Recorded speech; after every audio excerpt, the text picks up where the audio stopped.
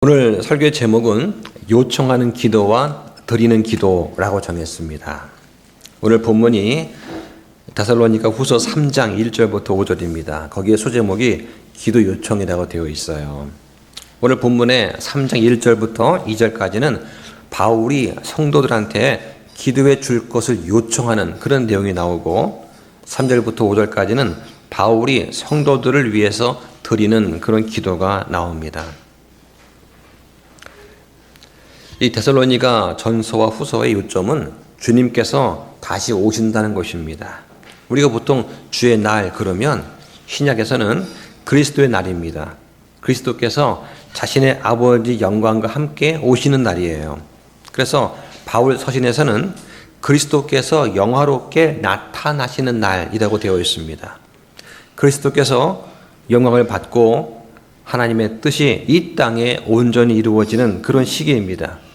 구체적으로 기간이 언제냐? 환란기부터 시작해서 천년 왕국까지 약 1007년 정도의 기간을 우리가 주의 날이다 이렇게 신학적으로 말을 합니다. 우리들 즉 교회는 환란기가 시작되기 그 이전에 부활하거나 휴거 들림받아서 저 셋째 하늘에 있게 됩니다. 그리고 이 땅에서는 저 그리스도가 나타나서 성전에 들어가 성전을 황폐케 하는 그런 일이 있게 되고 그리스도의 말씀에 의해서 이 적그리스도가 멸망하는 그런 일이 있게 됩니다. 그 전까지 적그리스도는 표적과 기적을 행하면서 놀라운 일을 행한다. 그리고 많은 불신자들이 그 적그리스도에게 속아 넘어가는 일이 있다고 성경에 기록되어 있습니다. 이들은 누구냐면 진리이신 예수 그리스도를 거부한 사람들입니다. 그리스도의 복음을 믿지 않는 자들이다 라고 성경에 기록되어 있습니다. 하지만 우리 성도는 어떻습니까? 하나님의 그 미리 아심에 따라서 선택을 받고 성령의 거룩히 구별하심에 따라 부르심을 받고 예수 그리스도의 영광에 이르는 그런 사람들입니다. 그 결과 성도한테는 선한 말과 선한 행위가 나온다. 자, 이런 얘기를 지난 설교 때 들었습니다. 자, 이제 우리는 데살로니가 후서의 마지막 장 3장에 이르렀습니다. 1절에 보니까 끝으로 형제들아 하면서 편지의 결론 부분이 시작되었음을 나타냅니다. 그러면서 바울은 형제들한테 기도해 줄 것을 요청하고 있습니다. 1절 보니까 끝으로 형제들아 우리를 위해 기도하되 주의 말씀이 너희와 함께 있을 때와 같이 자유로운 행로를 가져 영광스럽게 되며 라고 말을 합니다. 바울은 항상 기도할 때마다 형제들을 기억을 했습니다. 또한 바울 자신과 동역자들을 잊지 말고 기억해 달라고 간청을 했습니다. 1절에서 사도가 자기를 위해서 기도해 달라고 부탁을 하는 거예요. 그런데 그 기도의 내용이 뭐냐? 무사 안전함이 아니었어요. 바울의 건강이 아니었습니다. 바울 일행이 평탄대로를 걷는 것도 아니었습니다. 오히려 주의 말씀이 자유로운 행로를 가져서 영광스럽게 되는 것을 위해서 기도해 달라라고 지금 바울이 기도를 부탁하고 있습니다. 목사가 성도를 위해서 기도하는 건 당연합니다. 하지만 성도들도 목사를 위해서 기도를 해줘야 됩니다. 바울은 형제들아 우리를 위해 기도하라 하면서 바울 서신에서 6번 이상 요청을 하고 있습니다. 바울은 로마에 있는 사람들한테 기도 부탁을 했습니다. 또 에베소 교인들한테 또 골로새에 있는 사람들한테 자기를 위해서 기도해 달라고 요청을 했어요. 이 기도는 살아계신 하나님을 믿고 체험하는 유일한 길입니다. 그러므로 우리는 무슨 일을 위해서든지 하나님께 기도할 수 있고 또 기도를 해야 합니다. 성도가 말씀을 전하는 사역자를 위해서 할 수 있는 가장 좋은 후원이 뭐냐? 그들을 위해서 기도하는 거예요. 바울이 지금 데살로니가 교인들한테 부탁한 이 기도 제목은 크게 두 가지였습니다. 첫 번째는 주의 말씀이 그들 가운데서 같이 빠르게 퍼지고 영광스럽게 되기를 기도해 달라는 거예요. 바울이 전한 주의 말씀은 말로만이 아니라 권능과 성령님과 큰 확신 가운데 이르렀습니다. 무엇보다도 사람들의 혼을 죄에서 구원한 권능의 말씀이었습니다. 그러려면 무엇보다 기도가 필요했습니다. 그래서 자유로운 행로를 가져서 즉 힘있고 활동차고 빠르게 전파되기를 기도해 달라고 부탁을 하는 거예요. 여기서 영광스럽게 된다는 거, 이건 주의 말씀이 사람들 가운데서 혼을 구원하는 그 일을 가리키는 것입니다. 설교자가 강단에서 설교 말씀이 힘있게 전달되었으면 하는 것은 모든 말씀의 이권들이 간절히 바라는 것입니다. 하지만 이것은 하나님께서 허락하실 때만 가능한 거예요. 따라서 우리는 이 일을 위해서 기도해 주어야 됩니다. 바울이 지금 기도하는 제목은 무엇보다도 주의 말씀이 자유로운 행로를 갖도록 해달라는 거예요. 디모데후서 2장 9절에 보면 하나님 말씀은 매이지 아니한다라고 합니다. 바울이 로마 감옥에 갇혀 있었을 때 바울은 계속해서 복음을 전하고 말씀을 가르쳤습니다. 그런데 옆에는 바울을 지키는 간수가 있었던 거예요. 그 당시에 간수가 어떻게 그 죄수를 지켰냐면 그 죄수의 발목에 착고를 차서 쇠사슬을 묶고 한쪽은 간수의 허리에 줄을 다는 겁니다. 그래서 그 죄수가 어디를 가든지 간수가 항상 따라다녔습니다. 그런데 이 바울이 잠시도 가만히 있지 않고 계속해서 말씀을 가르치는 거예요. 복음을 전하는 것입니다. 많은 사람들이 바울을 찾아왔습니다. 자, 그러니까 간수가 어떻게 했겠습니까? 좀 조용히 하라고 하지 않았겠습니까? 하지만 바울은 계속해서 복음을 전하고 말씀을 가르쳤어요. 그러다 보니까 어쩔 수 없이 이 간수들은 옆에서 듣다가 그만 듣고 구원을 받게 된 것입니다. 이게 바로 말씀이 자유로운 행로를 따라서 걷는 거예요. 여러분이 가정이나 직장이나 어떤 모임에서 계속해서 빛의 역할을 감당하면 하나님은 여러분들을 사용하십니다. 여러분을 통해서 말씀을 전하시는 거예요. 우리는 모두 그리스도의 편지이고 그리스도의 향기라고 성경이 말씀을 합니다. 골로새서 4장 3절에 보니까 마찬가지로 우리를 위해서 기도하라. 하나님께서 우리에게 말할 수 있는 문을 열어주셔서 그리스도의 신비를 전할 수 있도록 기도하라고 바울이 간청을 또 하고 있습니다. 그런데 이 말세 때는 말씀의 행로를 막는 자들이 득세를 합니다. 자유로운 행로를 막는 집단이 있습니다. 대표적인 게 천주교입니다. 이슬람이에요. 공산주의가 있습니다. 몰몬교, 진화론 같은 인본주의가 있습니다. 그런데 심지어 개신교회들 가운데도 있어요. 교회들 속에서 동성애를 인정하고 종교 통합을 추진하는 거, 이게 바로 말씀의 행로를 가로막는 것입니다. 사람의 구원과 성화는 하나님의 말씀에 달렸습니다. 로마서 10장 17절에 그렇게 믿음은 들음에 의해서 오며 들음은 하나님의 말씀에 의해서 온다고 합니다. 이 말씀이 전달되지 않으면 안 되는 거예요. 그러려면 말씀을 선포하는 자가 있어야 됩니다. 로마서 10장 14절에 그런즉 그들이 자기들이 믿지 아니한 분을 어찌 부르리요? 자기들이 듣지 못한 분을 어찌 믿으리요? 선포자가 없이 어찌 들으리요? 라고 합니다. 그럼 우리가 이 말씀을 듣고 받아들이면 어떠한 일이 생기나 한번 찾아보겠습니다. 이사야서 55장 7절 보시죠.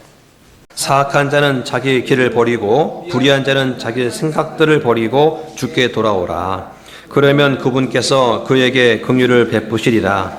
우리 하나님께 돌아오라. 그분께서 풍성하게 용서하시리라. 회개하면 용서하신다는 것입니다. 그것도 풍성하게 넘치게 용서를 하십니다. 하나님께서 용서 못하실 죄는 없어요. 자, 그러면 또 그 후에 어떤 일이 있어야 되는가 또 보겠습니다. 신약에 넘어가서 디모데후서 3장 16절과 17절을 보겠습니다. 모든 성경 기록은 하나님의 영감에 의해 주어진 것으로 교리와 책망과 바로잡음과 의로 교육하기에 유익하니 이것은 하나님의 사람이 완전하게 되어 모든 선한 일에 철저히 갖추어지게 하려 함이라고 합니다.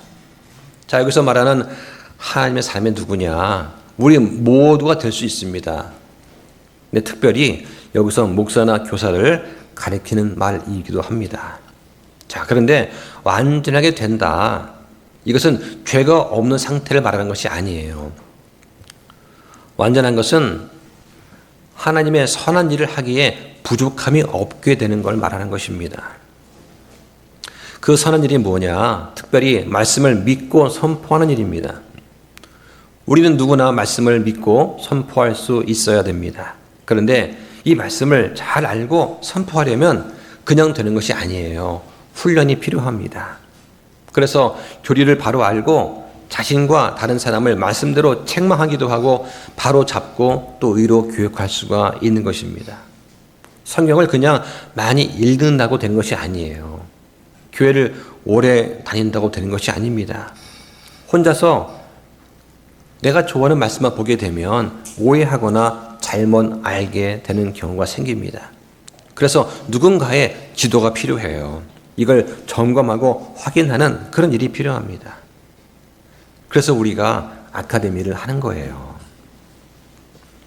자, 우리 본문에 또 보니까 2절에 바울이 요청하는 두 번째 기도가 나옵니다. 바로 부당하고 사악한 자들에게서 구출되도록 기도해 달라고 합니다. 2절에 또 우리가 부당하고 사악한 사람들에게서 구출되도록 기도하라. 모든 사람이 믿음을 갖고 있지는 아니하니라. 자, 여기 보니까 모든 사람이 믿음을 갖고 있지는 않다. 자, 이 말을 왜 했을까요?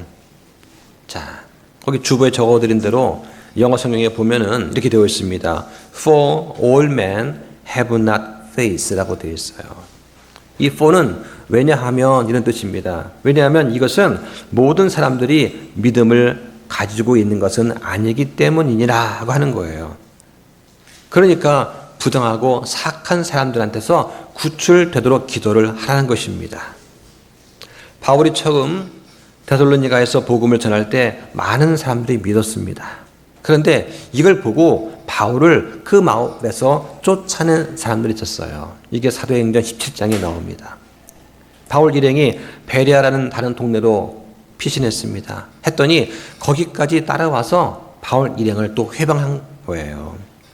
이런 이유 때문에 바울은 형제들한테 자신을 위해서 기도해달라고 요청을 한 것입니다. 이 사악한 자들로부터 구출되도록, 그리고 필요하다면 담대하게 입을 열 수 있도록 기도해달라고 요청을 한 거예요. 그래서 입을 열어서 복음의 신비를 알릴 수 있도록 기도해달라. 바울은 지금 결박당한 상태에서도 복음을 전하려고 막 노력을 했어요. 바울의 경우 말씀을 전할 때 이 말씀의 행로를 막으면서 부당하게 사악하게 행동하는 그런 사람들이 있었습니다. 사도행전 14장에 보면 누구냐? 종교의 메인 유대인들이 이 말씀의 행로를 막았어요. 바울 일행이 이고니움에서 유대인의 회당에 들어가 복음을 선포할 때 많은 유대인들 또 그리스인들이 믿는 일이 발생을 했습니다. 하지만 믿지 않는 유대인들이 이방인들을 선동해서 대적하고 악한 생각을 품게 됩니다. 바울 일행이 오랫동안 머물면서 선포를 하자 그때 표적과 이적을 행하도록 하나님께서 또 허락을 해주십니다. 그러니까 사람들이 나눠지는 거예요. 일부는 유대인 편을 들고 또 일부는 바울 사도의 편을 들었습니다. 그러면서 일부가 이 바울 일행을 돌로 쳐 죽이려고 급습하는 그런 일이 생겼는 거예요. 사람들이 구원을 받고 영혼의 자유를 누리는 이걸 누가 가장 싫어하나? 누가 킹제임스 성경을 가장 싫어할까? 대표적인 단체가 바로 가톨릭입니다. 그리고 사람의 전통에 매여 있는 성도들이 해당이 될 수 있어요. 교황이 가장 미워하는 사람들 누굽니까? 성경을 있는 그대로 믿는 바이블 빌리버를 미워해요. 왜 미워하냐? 성경대로 믿으면 교회가 이스라엘을 대체했다는 그들의 교리가 잘못되었다는 것이 너무나 분명히 드러나기 때문입니다. 환난 전에 휴거가 있고 그 이후에 천년 왕국이 있다는 거 성경이 분명히 말씀하시지 않습니까? 그런데 그들은 교황이 다스리는 지금이 천년 왕국이다 라고 주장을 하는 겁니다. 그러면서 교황한테 물었습니다.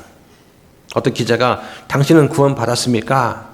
물었더니 뭐라고 합니까? 교황이 그거 어떻게 알아요? 죽어봐야 알 수 있지 어떻게 합니까? 이게 교황의 답변이었어요.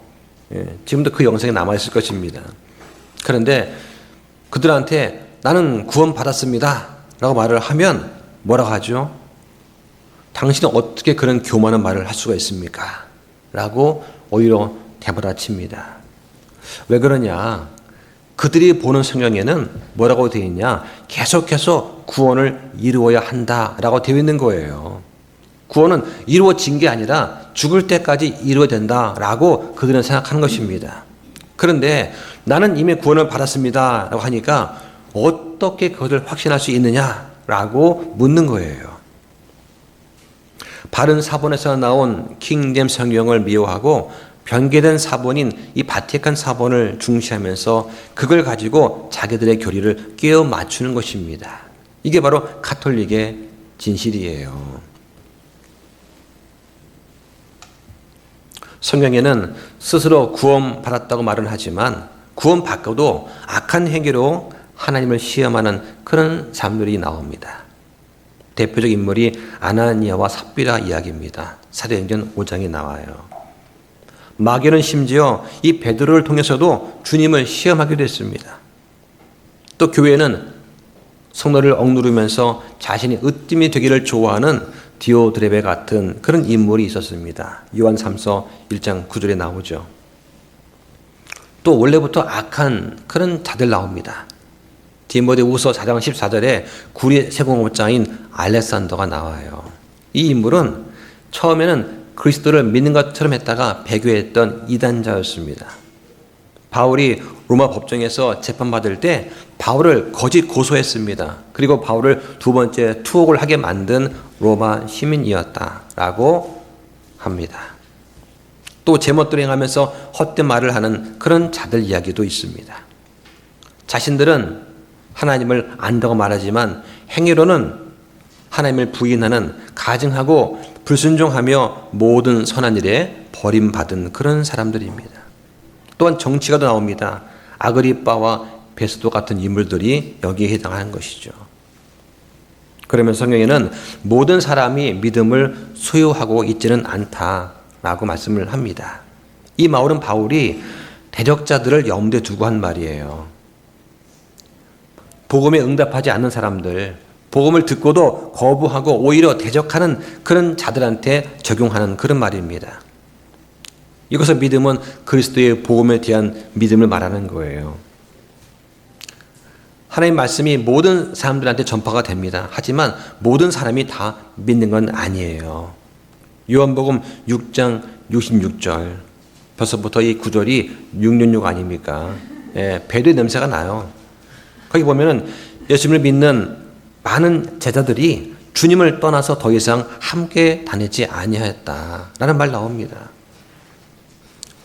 사도행전 28장 24절에 보면 사도 바울이 죄수의 몸으로 로마에 도착해서 한 날을 정하고 유대인들한테 아침부터 저녁까지 말씀을 가지고 예수님에 관해서 설득을 하니까 그때 그 말을 믿는 많은 사람들이 있었지만 또 믿지 않는 사람들도 있었다라고 기록되어 있습니다.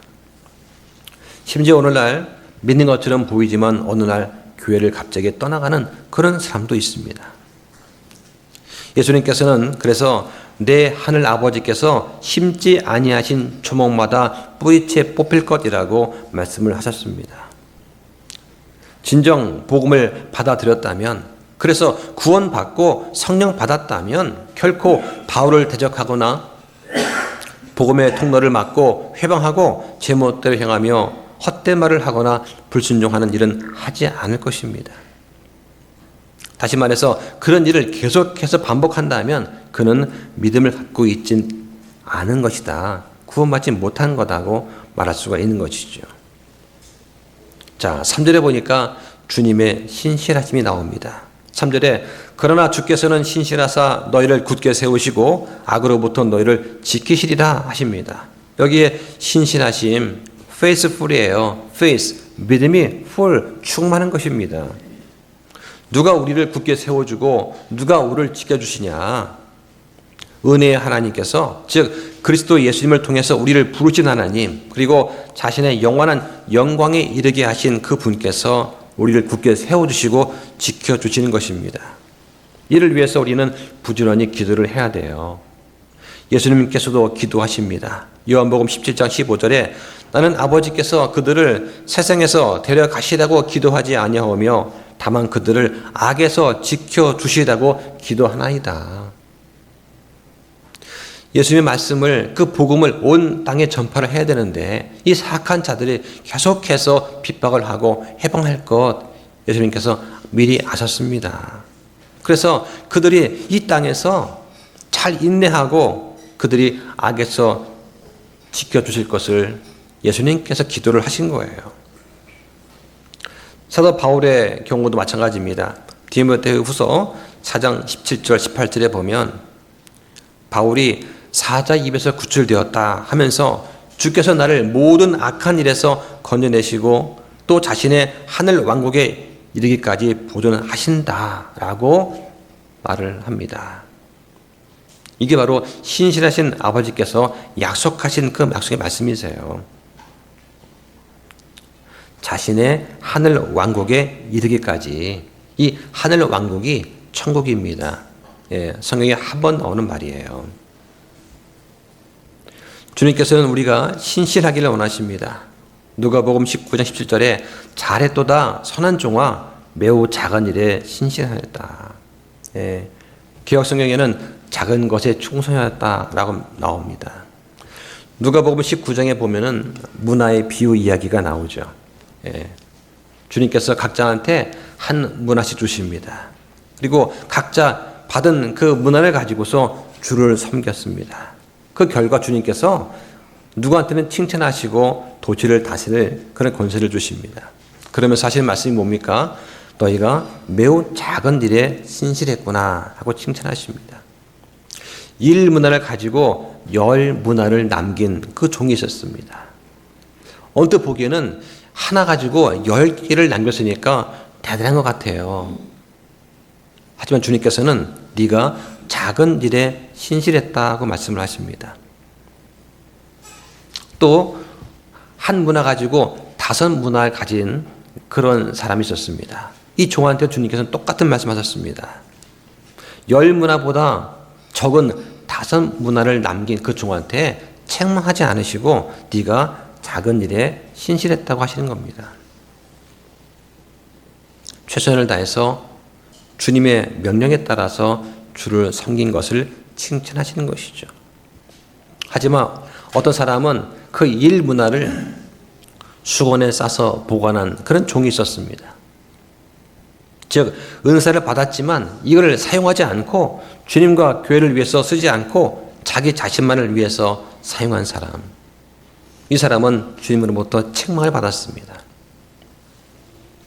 주님께서 우리한테 기대하시는 것은 우리가 각자 받은 그 은사에 따라서 주님과 교회를 섬기는 그 일을 신실하게 하는 것입니다. 오늘 본문 4절에 보니까 너희에 관하여는 우리가 너희에게 명령하는 것들을 너희가 행하고 또 앞으로 행하리라 하는 것을 우리가 주 안에서 확신한다고 합니다. 지금 바울이 이 성도를 향해서 확신하는 것이 있어요. 그게 뭐냐? 우리가 너희한테 명령한 것들을 너희가 지금 행하고 있고 또 앞으로 행할 것이다 라고 하는 것입니다. 이 명령은 군대 용어예요. 예, 우리는 예수 그리스도의 좋은 군사입니다. 힘든 일을 견뎌내라고 하시는 거예요. 일반 군대는 충성심과 두려움 때문에 명령에 복종을 합니다. 하지만 주님의 군대는 사랑과 재림에 대한 소망 때문에 복종을 하는 거예요. 요한복음 14장 15절에 너희가 나를 사랑한다면 내 명령들을 지키라고 하시는 거예요. 이게 일반 군대와 주님의 군대의 차이점입니다. 교회는 질서가 있어야 됩니다. 예배도 질서가 있어야 되고 성도의 교제, 또 교육, 행정, 식사 다 질서 있게 해야 됩니다. 여기에는 훈련이 필요한 거예요.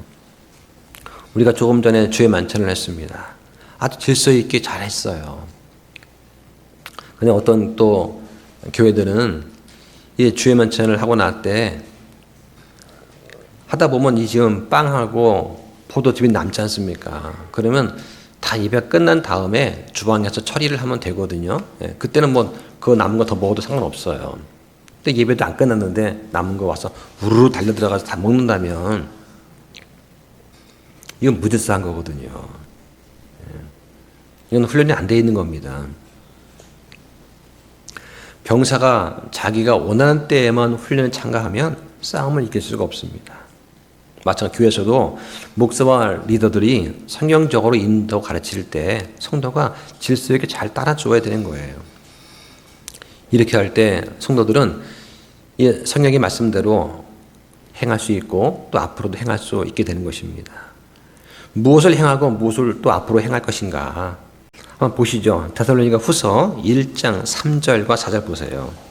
형제들아 우리가 너희로 인해 항상 하나님께 감사드려야만 하나니 그것이 합당함은 너희 믿음의 힘이 많이 자라고 너희 모두가 각각 서로한테 베푸는 사랑이 넘치기 때문이라. 그러므로 너희가 겪고 있는 너희의 모든 핍박과 환난 속에서 드러난 너희 인내와 믿음으로 인해 우리는 하나님의 교회들에서 친히 너희를 자랑하노라 그 말합니다. 여기 보니까 바울이 명령한 것을 그들이 행했습니다. 그 명령이 뭐냐? 그들의 믿음이 힘이 많이 자라는 거예요. 그들의 사랑이 넘치는 것입니다. 그리고 계속해서 인내로 믿음을 입증하는 것, 이것이 바울이 명령한 것이고 그들이 행한 것입니다. 이런 것을 앞으로 계속해서 행할 거라고 바울이 확신한다고 말을 하는 거예요. 이런 일들은 주 안에서 확신을 하는 것입니다. 빌립보서 1장 6절에 보면 너희 안에서 선한 일을 시작하신 분, 즉 성령님이죠.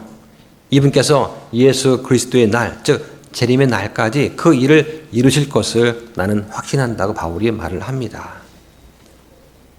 자, 5절에 보니까 오늘 본문에 바울이 성도를 위해서 기도하는 내용이 나와요.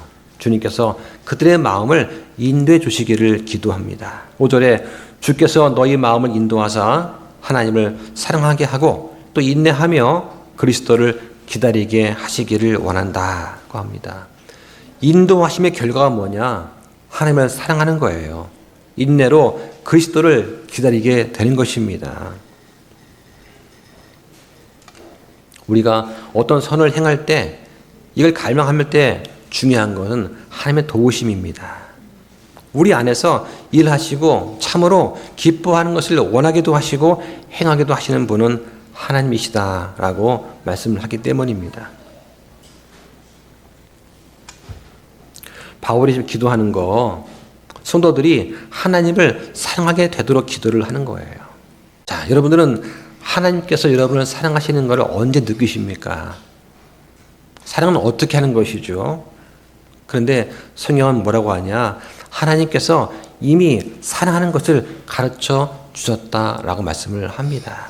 바로 하나님께서 예수 그리스도를 통해서 보여주신 거예요.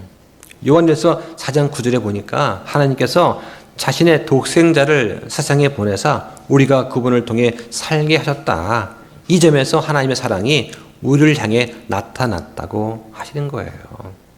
우리가 좀 전에 주의 만찬을 하면서 주의 만찬을 통해서 하나님 아버지의 사랑을 느낄 수 있으면 좋겠습니다.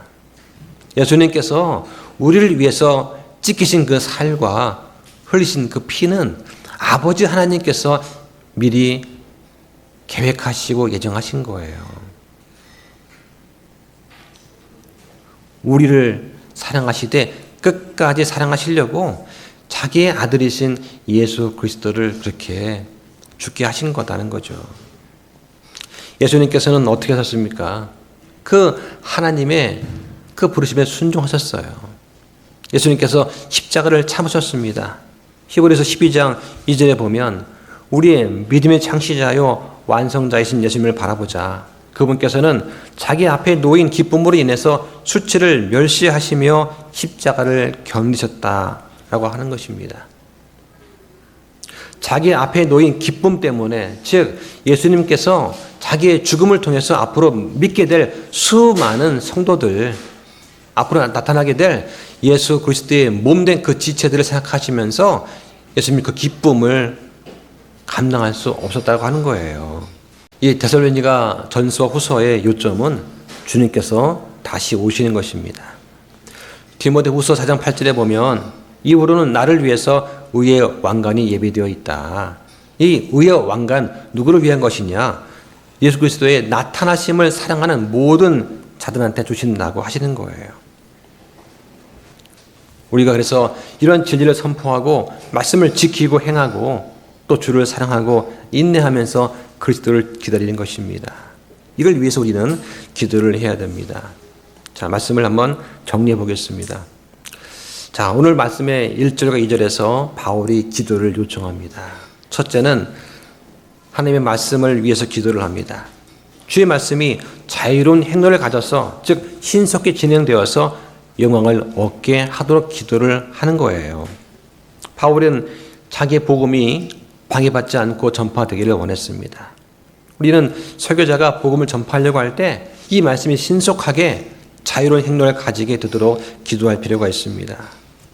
두 번째는 바울은 하나님의 사람들을 위해서 기도를 했어요. 불합리하고 사악한 자들에게서 건져지도록 기도를 하는 것입니다. 모든 사람이 다 믿는 자가 아니다. 어떤 사람은 조롱하고 어떤 사람은 핍박을 합니다. 이런 이유 때문에 우리는 기도를 해야 되는 것이죠. 지금 사도 바울이 기도를 요청하고 있습니다. 그리스도께서 친히 이방인을 위한 사도로 세웠던 이 바울, 많은 이적과 표적을 행하면서 말씀을 전했던 이 바울조차도 형제들의 기도 없이는 안 된다라고 고백을 하면서 기도를 부탁하고 있는 것입니다. 그렇다면 오늘날 많은 설교자는 어떨까요? 더 많은 기도가 필요할 것입니다. 주의 신실하심으로 성도를 지켜주실 것, 또 그러면서 그들의 마음을 인도해 주실 것, 그러면서 주를 사랑하고 인내하고 그리스도를 기다리게 하시기를 지금 바울은 기도를 하고 있는 거예요. 우리가 기억할 것이 있습니다. 기도라고 하는 거 성도 간의 교제가 유지되는 한 가지 방법이 됩니다. 오늘 참석하신 분, 또 참석하지 않은 또 몇 분들이 계세요.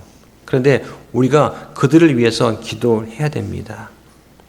우리가 그들을 위해 기도하지 않는다면 그건 성도의 교제가 끊어지는 거예요. 우리가 아무리 서로 멀리 떨어져 있어도 함께 기도한다면 우리는 은혜의 왕자 앞에 나갈 수가 있습니다. 사역자를 위해 기도하는 거 성도들의 의무입니다. 사도 바울조차도 주의 일을 하면서 6번 이상 기도해 달라고 요청을 공식적으로 했어요. 네. 기도의 목적이 뭐냐? 무엇보다 이 주의 말씀이 자유롭게 행동을 가지고 신속히 퍼져나갈 것, 이걸 기도를 한 겁니다. 모든 사람이 믿음을 가지고 있지 않다는 거, 그걸 기억하라고 합니다. 그러니까 우리가 전도하다가 상대가 거부하면 위축되지 말아야 돼요. 네.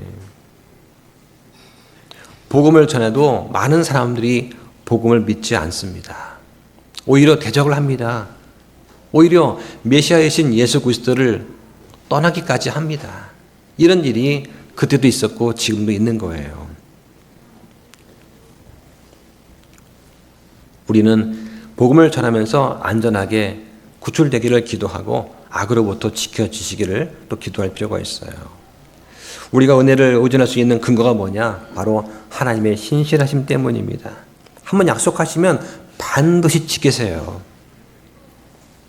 그러면서 우리는 주님께 모든 것을 믿고 맡기는 그런 지혜가 필요합니다. 모든 길에서 그분을 인정하면 그분께서 우리의 행로를 인도하신다고 잠언 3:6절에 말씀을 하시는 것입니다. 우리가 기억해야 할 것이 있습니다. 우리가 무슨 일을 할 때마다 먼저 기억할 것, 너희는 첫째로 하나님의 왕국과 그분의 일을 구하라 하는 것입니다. 이것은 예수님의 명령이세요. 예. 하나님의 왕국과 그분의 일을 구하라. 그러면 나머지 것들은 주님께서 다 책임져 주신다라고 하시는 거예요. 오늘 주신 이 말씀대로 우리가 아버지를 사랑하고 주를 기억하고 또 형제 자매끼리 서로 사랑하면 좋겠습니다. 그리스도를 인내하며 기다리는 여러분 되시기를 주님 이름으로 축원합니다. 기도하겠습니다.